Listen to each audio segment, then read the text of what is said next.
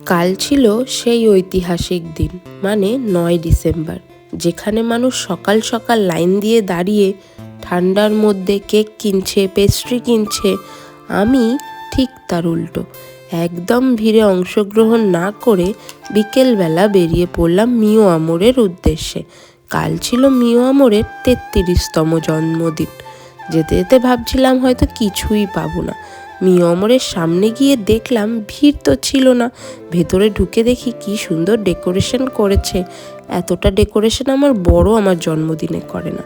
যাই হোক, গিয়ে তো দেখি সব পেস্ট্রি উধাও, আছে শুধু চিকেন ইন্টারনেট, 2টো স্যান্ডউইচ আর 23-24 টাকার কিছু প্যাটিস। এসেছি যখন যা পেয়েছি তাই লুটে নিই, আমিও ছাড়বো কেন? কেউ কি আমার জন্য 2টো পেস্ট্রি রেখে গেছে?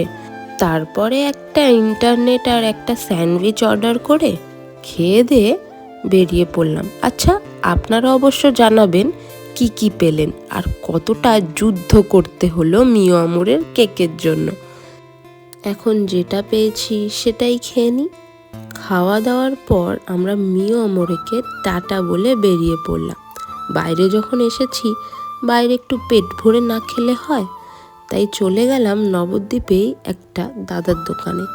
দাদাটা কিন্তু ছোট্ট একটা দোকান নিয়ে বসে, আর দাদার দোকানের সব থেকে ফেমাস হলো বার্গার। এখানে আমার ছেলে নাচানাচি করছে, ও বার্গার খাবে। প্রথমেই আমরা চিকেন পকোড়া অর্ডার করেছিলাম, সেটা চলে এসেছে।